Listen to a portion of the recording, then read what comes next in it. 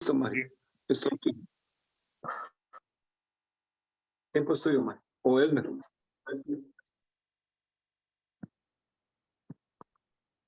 No, es Mario hoy.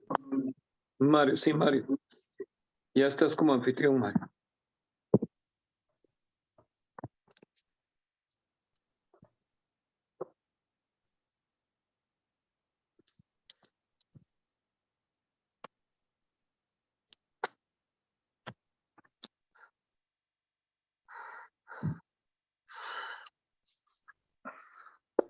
Buenas noches.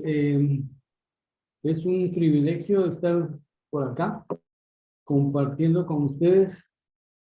Eh, Lástima que no se han conectado todos todavía, porque el capítulo 6 dice que se llama comprobación de lectura. Y entonces había yo pensado en hacer una serie de preguntas para comprobar eso de la lectura. Pero si no están todos, no voy a poder hacerle las preguntas a todos. Entonces vamos a tener que hacerlo de otra forma. Gracias a Dios tenemos el privilegio de estar compartiendo este libro que es realmente un tesoro que más adelantito vamos a ver, y por el tiempo pues empezamos.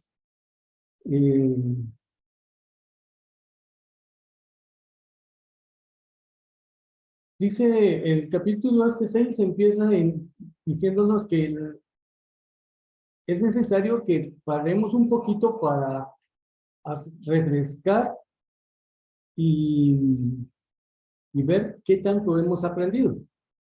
Por lo regular, como dice Carlos en el libro, la comprobación se hace siempre al final, pero en este momento, pues, él dispuso que hacerla en este capítulo 6 y yo creo que fue bastante acertada la decisión porque es acá en estos primeros 5 capítulos donde se montan las bases para poder entender a profundidad lo que el libro pues revela.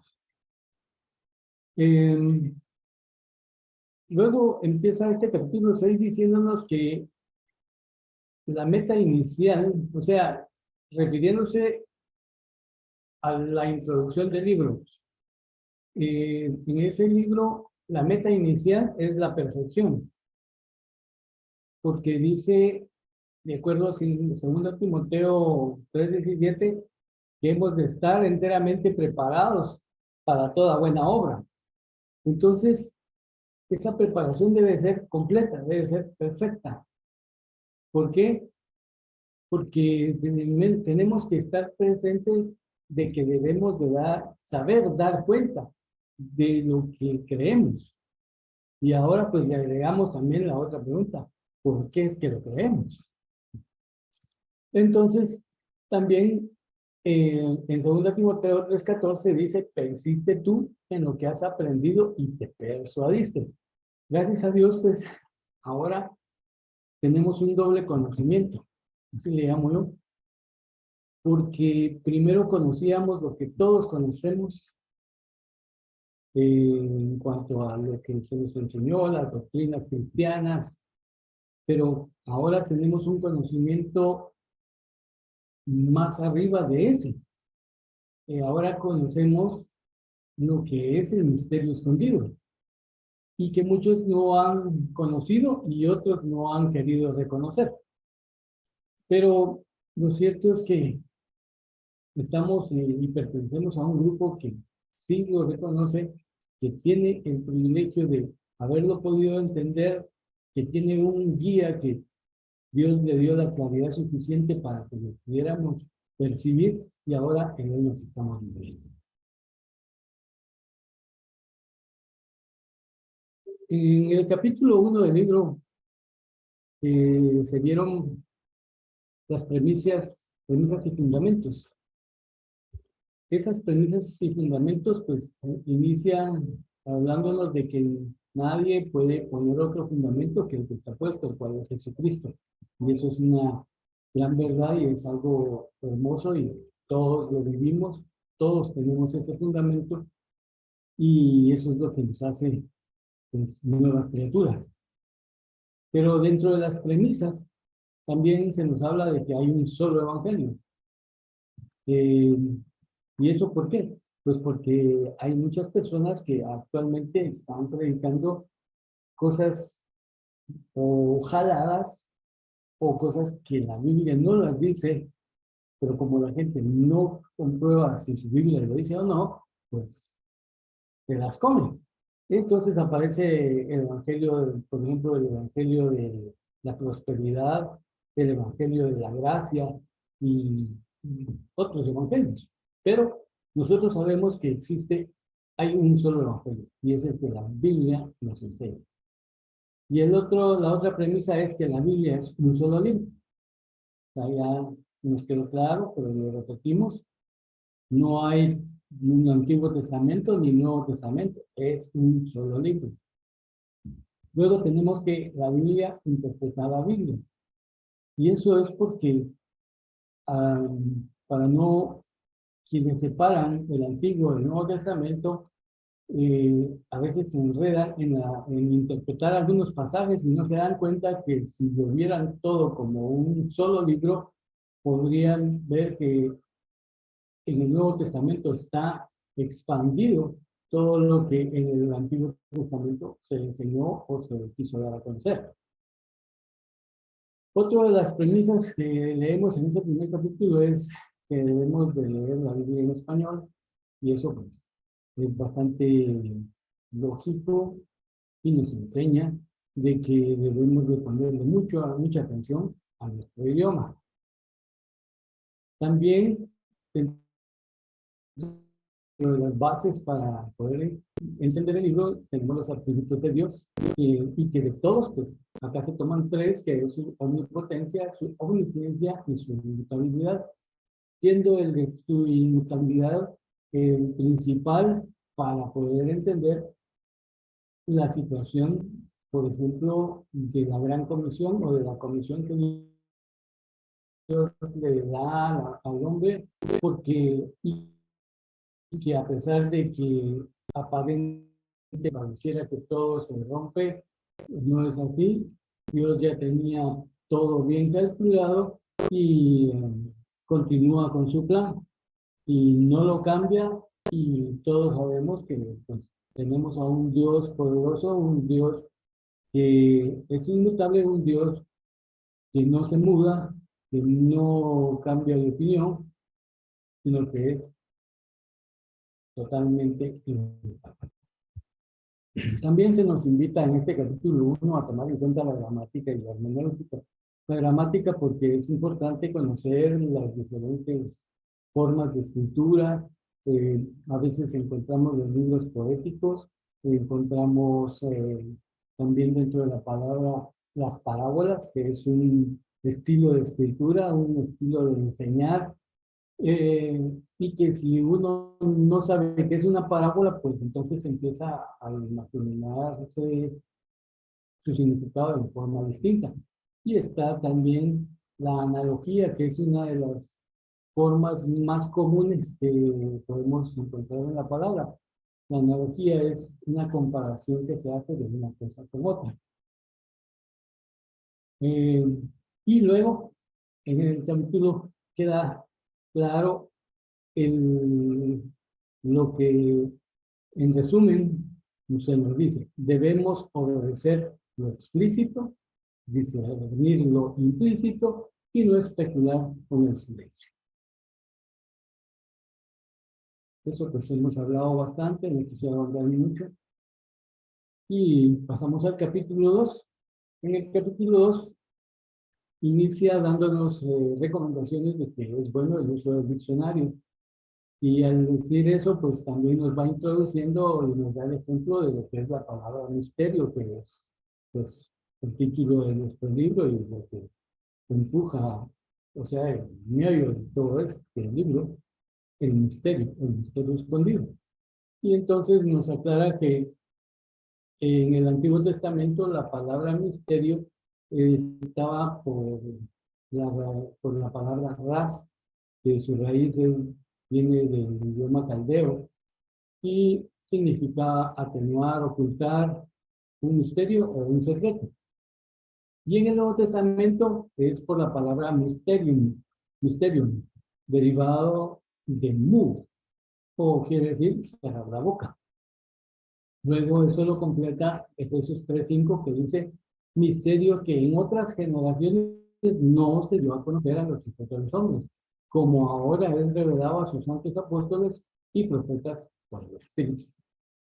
O sea, al mismo tiempo que nos enseña el uso del diccionario, nos da también las raíces de la palabra misterio, y luego pues vemos que en realidad ahora podemos verlo nosotros así, que el plan de Dios está revelado a los hombres desde un inicio, desde antes de la fundación del mundo. Dios tenía su plan y luego lo revela, pero lo revela en una forma atenuada, en una forma que solo era como una sombra, no se pudo ver con claridad. Muchos de los siervos de los patriarcas y todos hubieran querido tener la claridad que hoy tenemos. Sin embargo, era el plan de Dios que así fuera. Luego, siempre en el capítulo 2, vemos la enseñanza de que la Biblia es la que interpreta la Biblia. Y eso es la mejor definición, es la mejor definición que podemos hacer, puesto que no podemos, como les dijera, tratar de interpretar la Biblia fuera de ella, porque al hacerlo de esa forma, lo que conseguimos es traer doctrinas como las muchas que hay, y muchas las consideramos doctrinas falsas.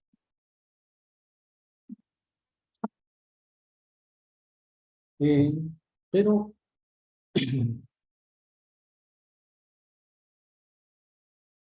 siguiendo dice, el otro significado del misterio en el tiempo de Cristo y después de él, aquí el misterio ya era algo revelado, pero solo a un cierto grupo de personas. El misterio escondido estuvo oculto todo el tiempo antes de la venida de la simiente de la mujer. Dios lo quiso así, y fue hasta que Cristo vino, que nació, que el misterio empezó a aclararse, empezó a ser revelado. Y como por ejemplo en Mateo 13 dice, entonces acercándose los discípulos le dijeron, ¿por qué les hablas por parábolas? Él respondiendo les dijo, porque a vosotros les he dado saber los misterios del reino de los cielos. En ese momento ya estaba llegando a su final la parte escondida. Ya iba a revelarse, pero aún Jesús en sus prédicas, en sus enseñanzas al pueblo y aún a sus discípulos, con la diferencia que a sus discípulos, después de que le contaba las parábolas a los demás, a ellos sí les decía cuál era su verdadero significado. Pero tras la pregunta de esa, de que le hacen a Jesús, de que por qué les habla por parábolas, él les explica de que todavía no les es dado el conocer, el saber.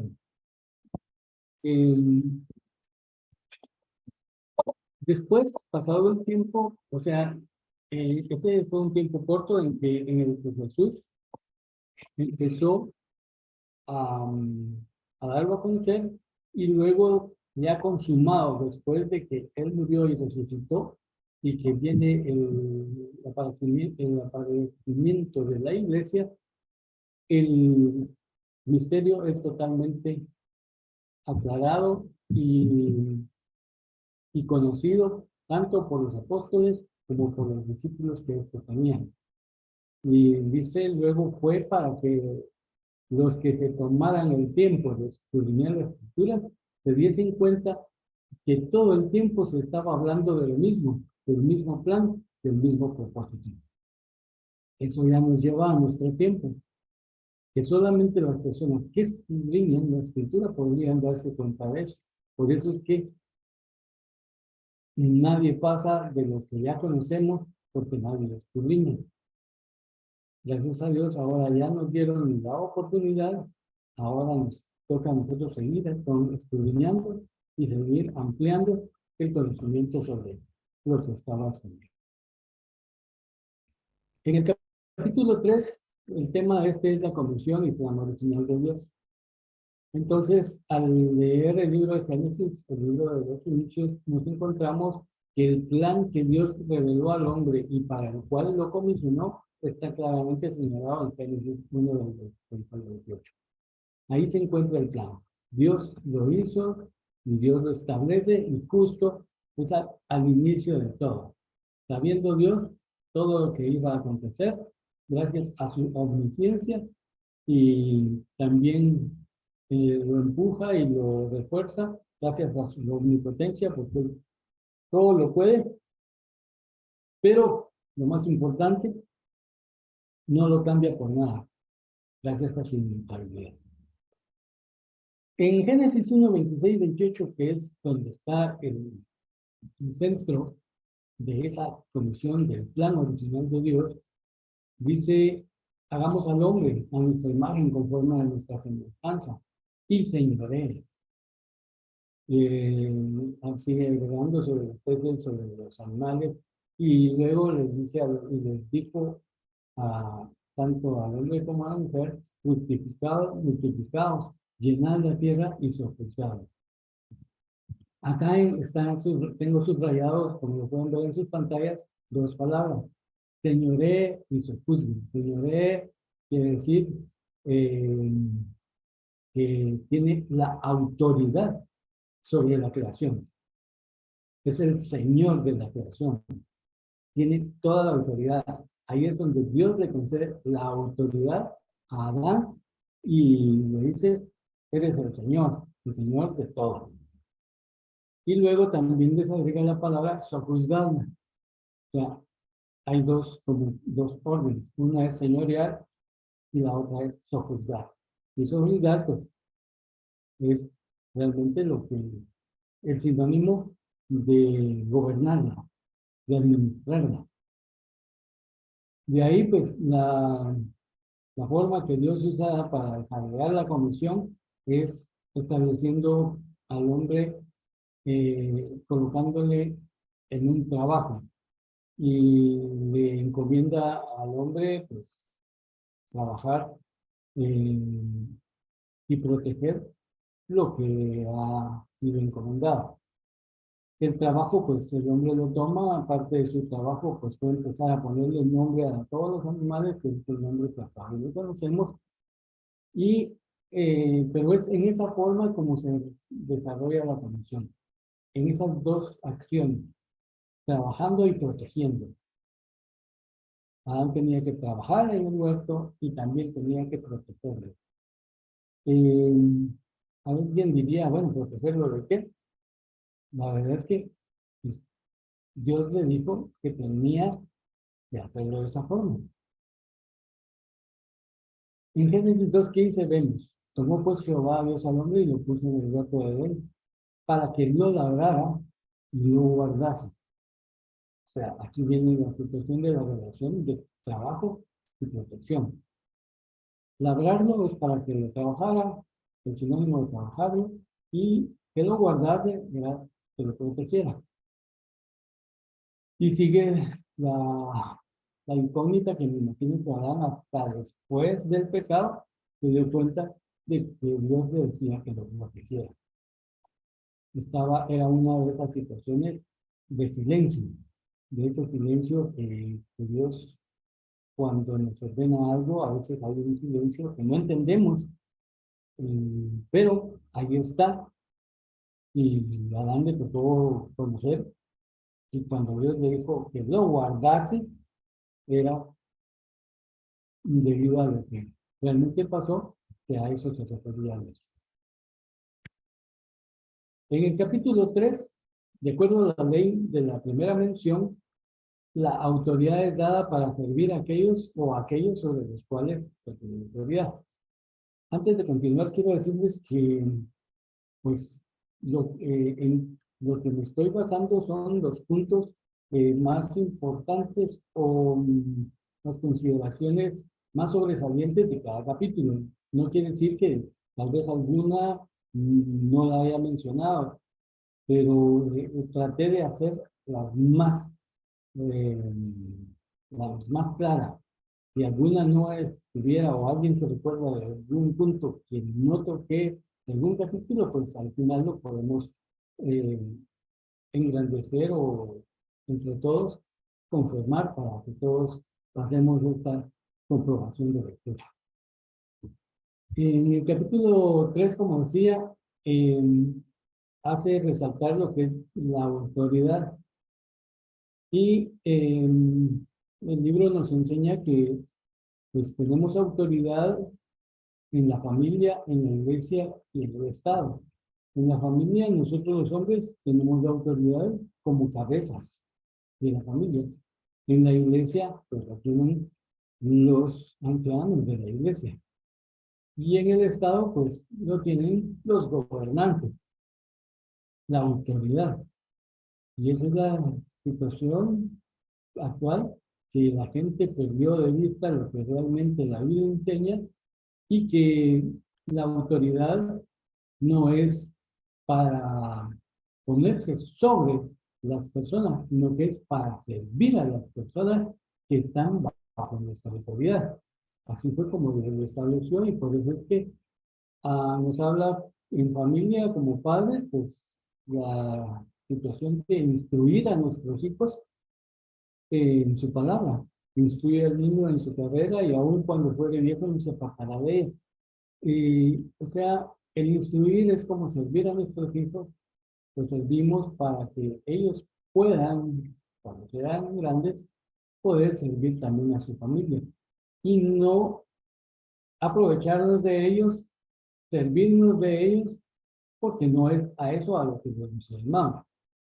En la familia, pues es un poco difícil que algunos padres se puedan servir de los hijos, salvo aquellos que ponen a sus hijos a pedir dinero en los semáforos, ¿verdad? Que sirven de ellos. Pero es más difícil, son muy pocos. Ahora la autoridad en la familia, pues sí se establece de que tanto papá y mamá tenemos que trabajar para los hijos, para servirlos a ellos. Sin embargo, la autoridad, pues, se complica un poco acá porque cuando no se conoce al Señor, la mujer es muy dada a tomar la autoridad. Y ahí es donde las cosas ya no funcionan porque no es así como Dios lo estableció. Dios estableció que el hombre es la cabeza y que la mujer se sujeta.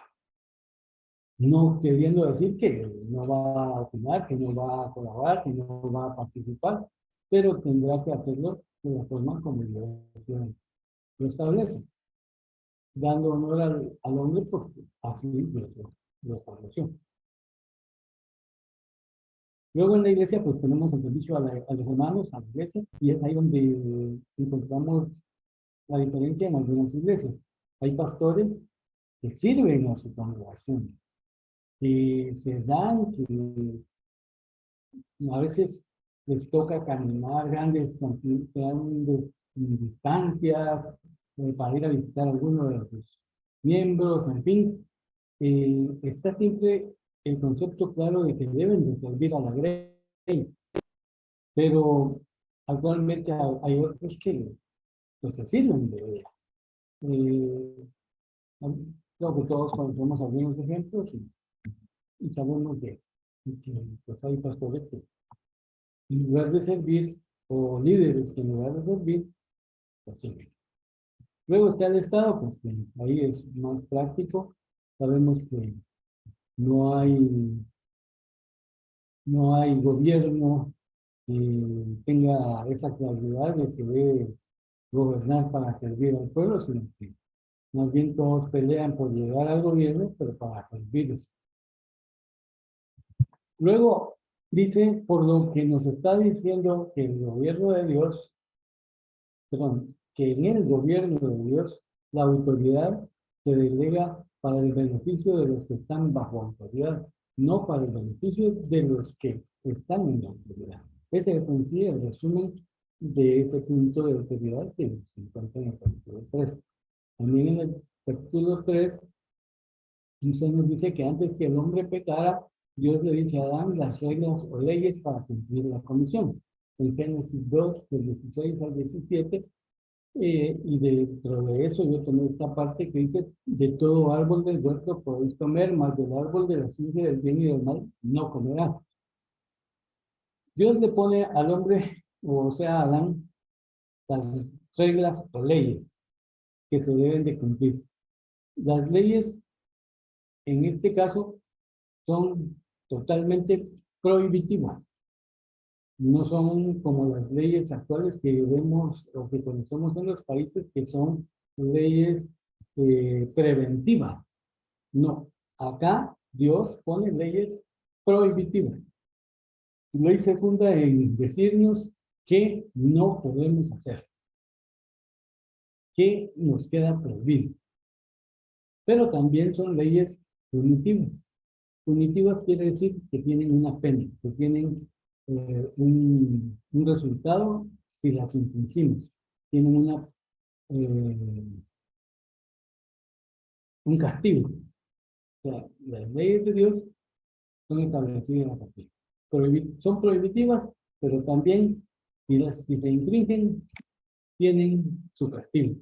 En el caso de Adán, infringió la ley que Dios le puso de no comer del árbol de la ciencia del bien y del mal, que lo tenía prohibido, y entonces entra el castigo o entra la pena. Y la pena era conocer lo que es la muerte, la separación de Dios y luego la muerte física.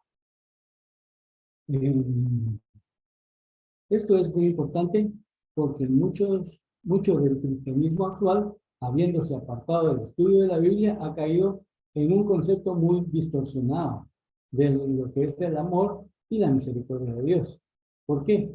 Porque al hablar que Dios es amor y que Dios es misericordioso, y ciertamente la Biblia lo dice, pero esto es en unas formas fuera de su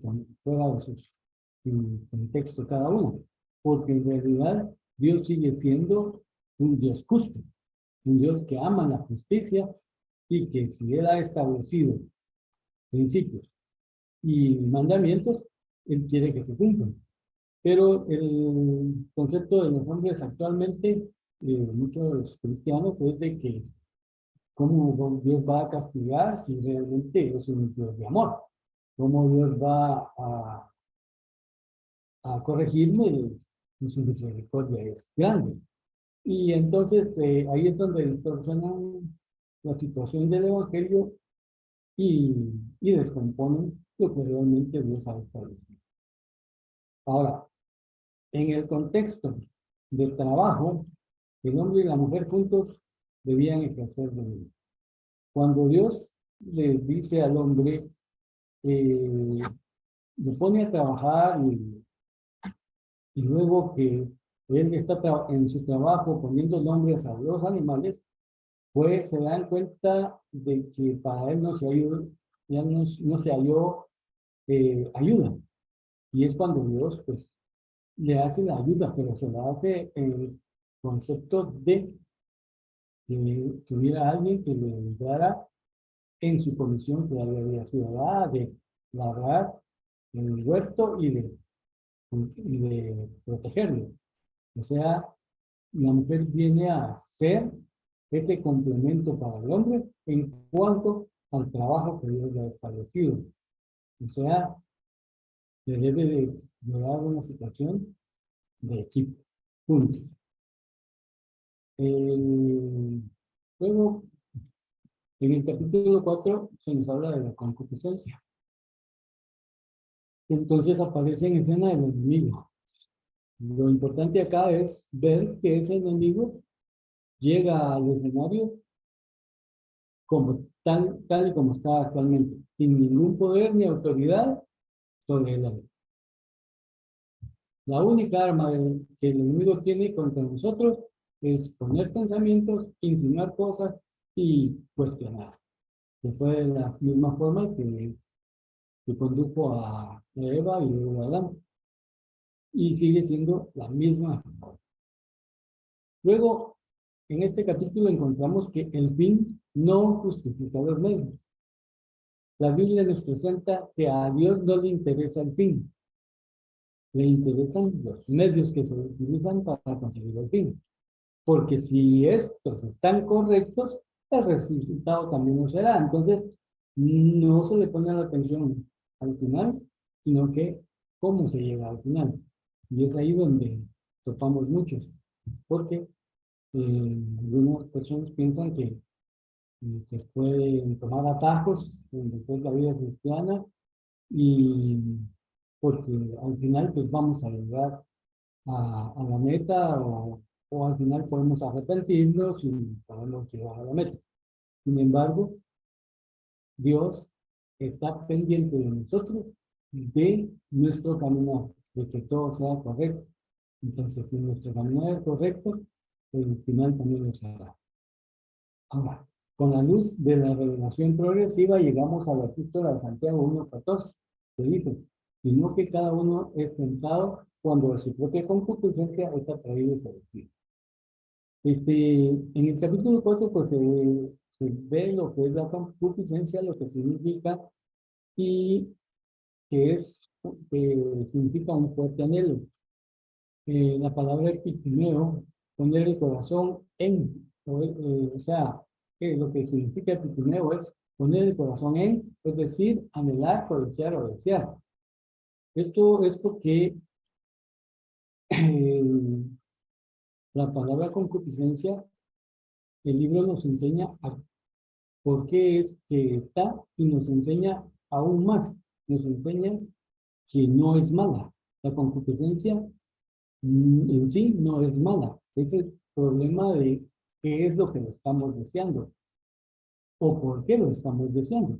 Y nos enseña que también Jesús, pues, también deseó, y él lo expresa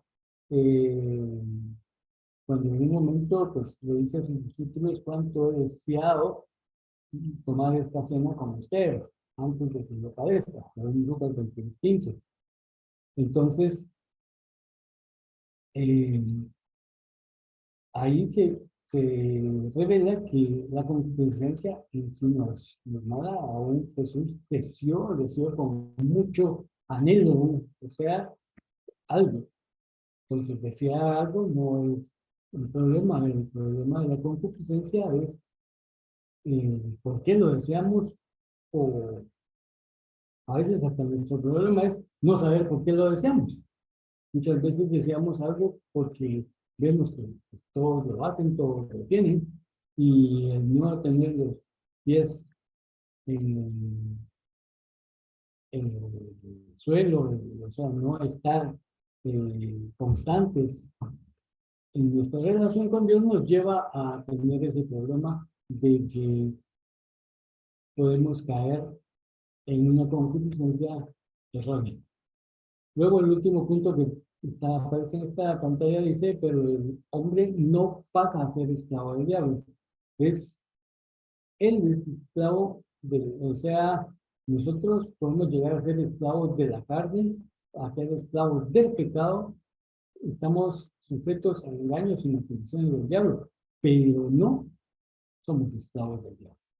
O sea, eso es algo que el libro nos lo hace ver y nos lo deja bien, bien claro. No podemos ser esclavos del diablo, podemos tal vez ser engañados por permitírselo. Y en la siguiente diapositiva vamos a ver por qué es que podemos entrar en eso. Entonces dice, vemos entonces que Dios tiene solo un plan y la rebeldía de Adán no le tomó por sorpresa ni alteró su plan.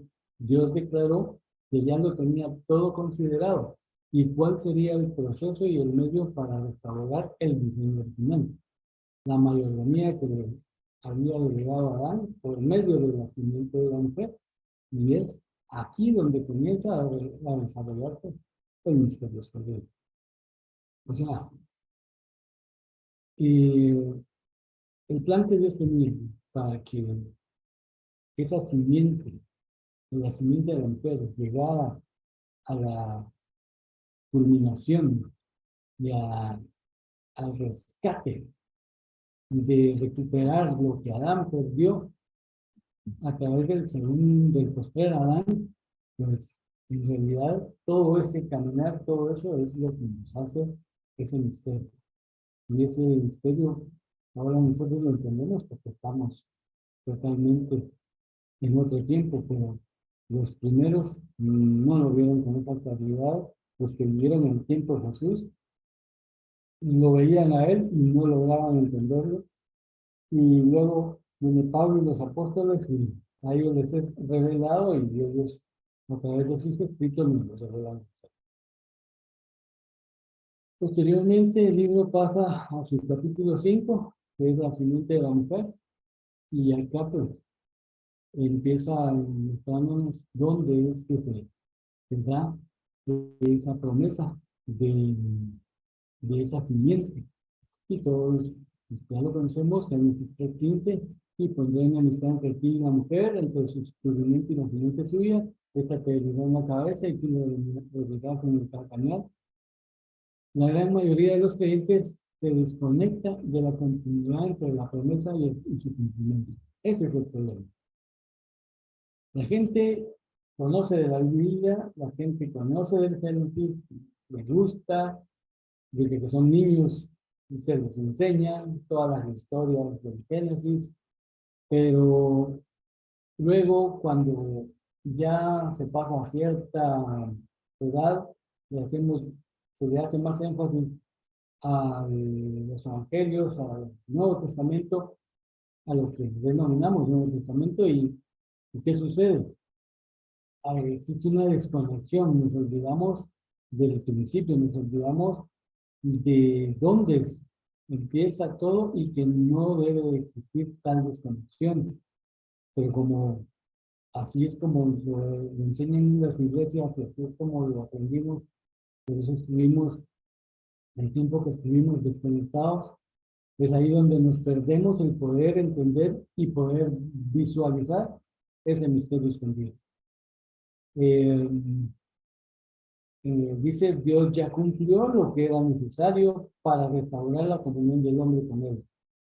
Y de esta manera también restaurar la única comisión que Dios ha dado al hombre y que deberá ser cumplida, sojuzgar la tierra. También podría hacerse hincapié aquí en que también se recupera la autoridad y es ahí donde se nos devuelve la autoridad de Dios, se nos da, o sea, la autoridad que Dios le dio a Adán, nos la devuelve. Esa autoridad para poder hacer y cumplir ese plan. O sea, no estamos solos, no estamos desarmados. Tenemos la autoridad porque ya cuando Cristo completa y lleva al final lo que estaba establecido, siendo él la simiente de la mujer, y llega a ese punto que Dios estableció, Génesis 3:15, ahí es donde se recupera esa autoridad. Luego Pablo enseña, Satanás solo puede operar en los humanos que desobedezcan la palabra de Dios. Efesios 2:1-2 dice, el espíritu que ahora opera en los hijos de desobediencia. Eso nuevamente nos vuelve a hablar de que el enemigo allí está, pero que no tiene dominio sobre nosotros, a menos que se lo demos. Si entramos en desobediencia a la palabra, pues entonces estaremos siendo presa de sus acechanzas. Pero de lo contrario, este espíritu que obra en los hijos de desobediencia, en los que obedecemos la palabra, no funciona.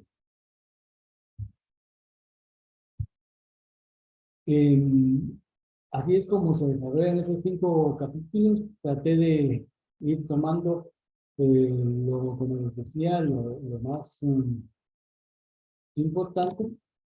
Creo que tal vez habrán un par de puntitos que no se vieron.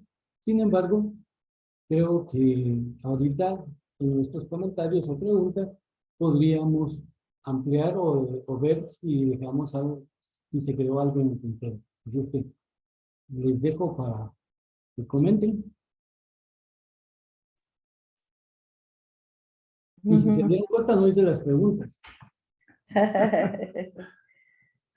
Mario, excelente exposición, buen resumen. Tan es así que yo, si está escuchando Joel, sugiero que lo suba pronto a YouTube para compartirlo con los que no han podido estar el día de hoy. El Capi se tuvo que salir por emergencia de atender a su esposa. Pero sí es necesario pues que los demás hermanos escuchen esto. Es un refresco.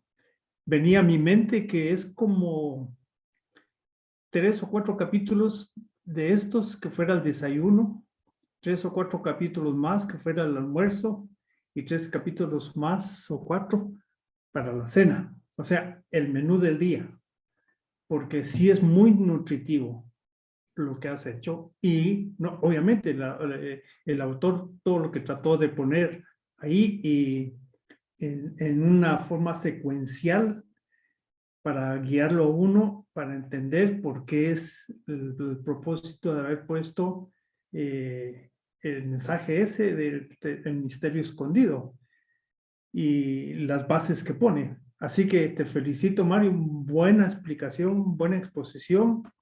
Hablaste en español. Gracias.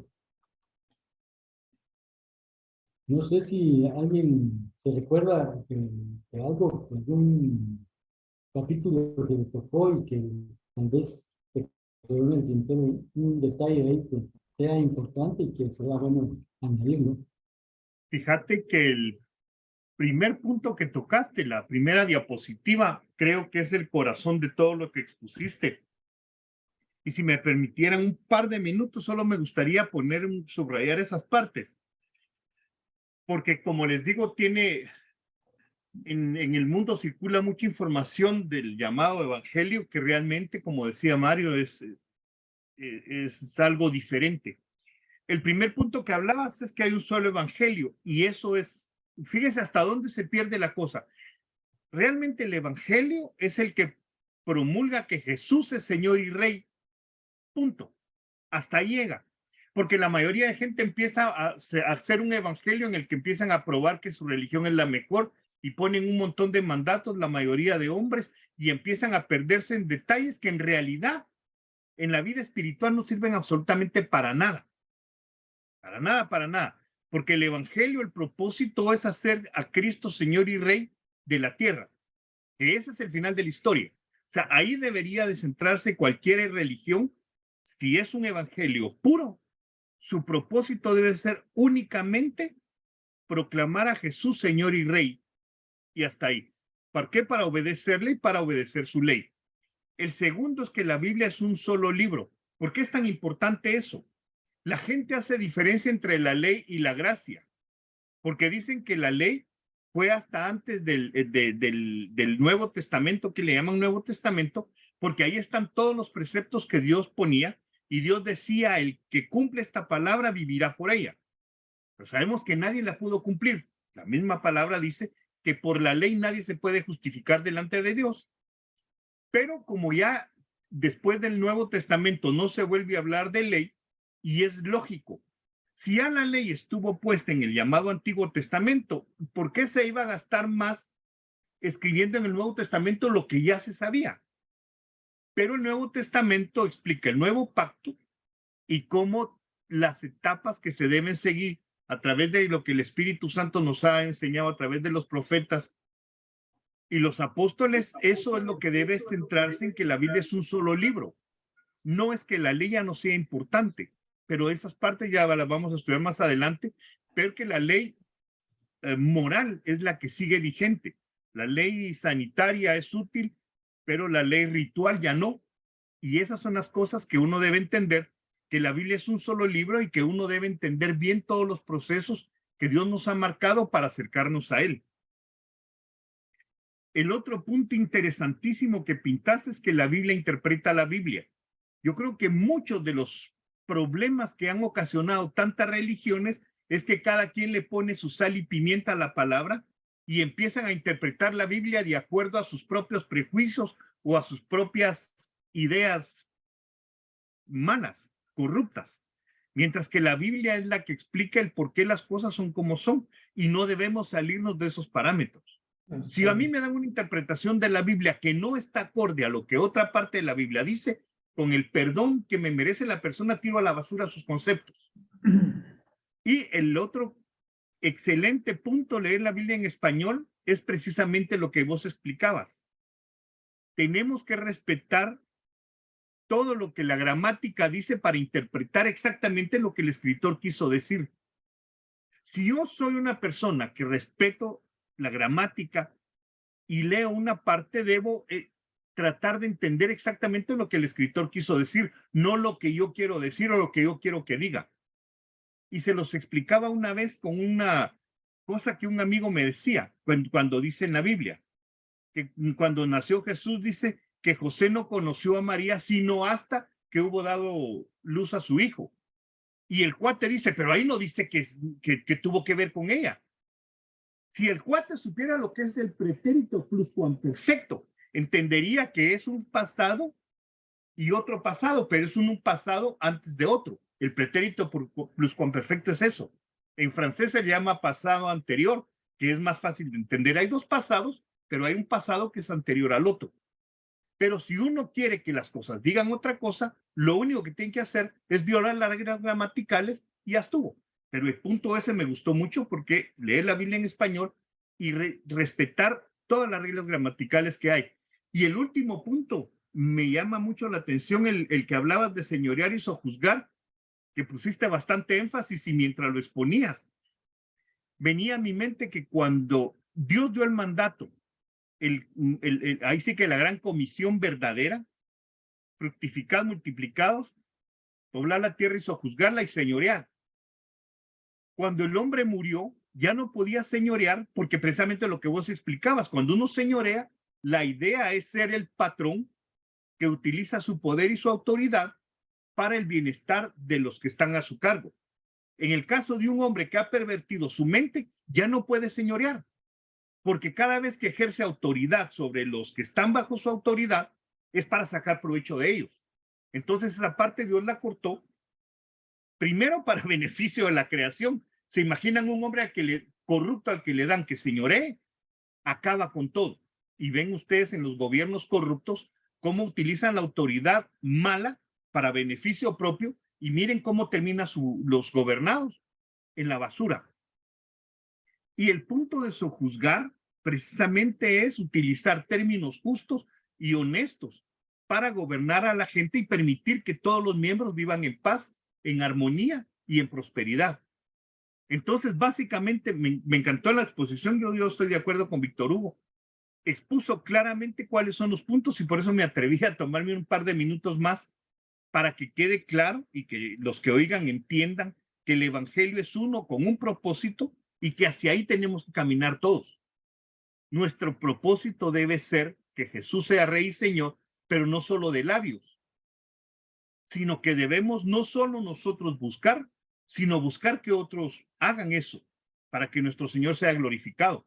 Y por eso es tan importante que las personas que lleguen a los lugares de autoridad sea gente temerosa de Dios con claridad, que sepa que un día se van a parar delante del Rey de Reyes a darle cuentas. La mayoría de gente cree que solo los que se dedican al evangelio son los que se van a parar delante de Dios, pero los presidentes y todos los ministros y todos esos diputados un día también van a dar cuenta de cómo utilizaron la autoridad que Dios estableció y que ellos tomaron, aceptaron y mal utilizaron. A mí me parece perfecto y te agradezco mucho, Mario, muy bonita exposición. Gracias. Gracias, Joel.